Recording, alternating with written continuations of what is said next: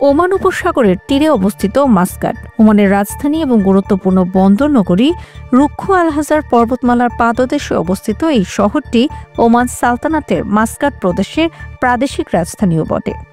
Muscat শহরটি ওমানের উত্তর পূর্ব অঞ্চলে অবস্থিত। এর পশ্চিমে রয়েছে আল বাতিনা সমভূমি আর পূর্বে রয়েছে আর শারশিকা অঞ্চল। মূলত ছোট ছোট 3টি শহর মিলে মাস্কাট শহরটি গড়ে উঠেছে। প্রাচীর ঘেরা পুরনো রাজপ্রাসাদ সমূহ নিয়ে যে শহরটি আছে মূলত সেটি হলো আদি বা মূল মাস্কাট শহর। শহরের দ্বিতীয় অংশটির নাম মাথরা। আসলে এটি একটি জেলে পল্লী। এই এলাকার রঙিন বাজারগুলোর জন্য বিখ্যাত। আর অন্য শহরটির নাম রুই। এই অংশটি মাস্কাট শহরের বাণিজ্যিক ও কূটনৈতিক কেন্দ্র। 1970 সালে সুলতান কাবুস সিংহাসনে আরোহণের পর মাস্কাটে ব্যাপক অবকাঠামোগত উন্নয়ন হয়েছিল। মাস্কাট থেকে শহরের প্রধান হাইওয়ে সুলতান কাবুস হাইওয়ে দিয়ে যাওয়ার পথে পড়বে কুরুম জেলা, মাদিনা আল সুলতান কাবুস, আল খুয়ার প্রভৃতি স্থান। তবে মূল মাস্কাট শহরে দর্শনীয় স্থানের অভাব নেই। অসাধারণ সব দুর্গ, রাজপ্রাসাদ আর মসজিদের মাধ্যমে সাগর আর পাহাড়ের মাঝখানে আটকে থাকা মাস্কাট শহরটি প্রাচীন ইতিহাস এবং সমৃদ্ধ ইসলামী ঐতিহ্যের স্বাক্ষর বহন করে চলেছে। মাস্কাট একসময় পর্তুগিজদের দখলে ছিল। সেই সুবাদে শহরে পর্তুগিজ রীতিতে নির্মিত অনেক ভবনের দেখা মেলে।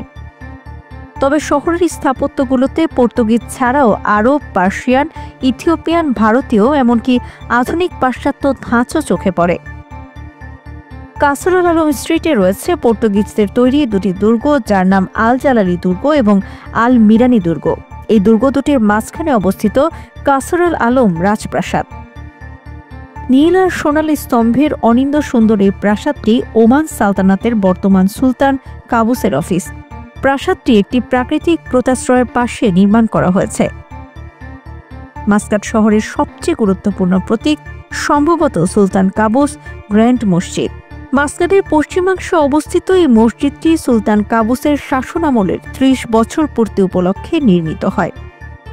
দৃষ্টিনন্দন এই মসজিদটির সবচেয়ে বড় বিশেষত্ব এর মেঝেতে বিছানো পার্সিয়ান কার্পেটটি। এটি পৃথিবীর 2য় বৃহত্তম কার্পেট।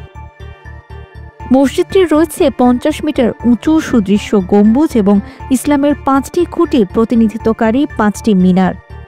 সাদা মার্বেল পাথরের তৈরি এই মসজিদের ভেতরের চত্বরে রয়েছে মনোরম বাগান। দেয়ালে খোদিত কোরআনের আয়াতের অভ্যন্তরীণ সজ্জাকে আরও মোহনীয় করে তুলেছে। মাস্কাট শহরটি চমৎকার সব জাদুঘর আর পুষ্প আচ্ছাদিত পার্কের জন্য বিখ্যাত। শহরের সবচেয়ে বড় পার্ক কুরুম ন্যাশনাল পার্ক। পার্কের 400 একর জমিতে ঘোরাফেরা করার জন্য পর্যাপ্ত জায়গা রয়েছে। গোলাপ বাগান, নাচের ঝর্ণা, লেক, খেলার মাঠ, পিকনিক অঞ্চল সবই রয়েছে এখানে। কুরুম ন্যাশনাল পার্কটি প্রতিদিন বিকালে 4:30টার পরে খোলে। তবে পার্ক সংলগ্ন ছোট ছোট কফির দোকান এবং রেস্তোরাঁগুলো সারাদিন খোলা থাকে এবং পার্ক জুড়ে রেস্টরুমের সুবিধা রয়েছে। একটি চমৎকার বিকেলে এবং সন্ধ্যা কাটাতে কুরুম ন্যাশনাল পার্কের চেয়ে দুর্দান্ত জায়গা খুঁজে পাওয়া দুষ্কর।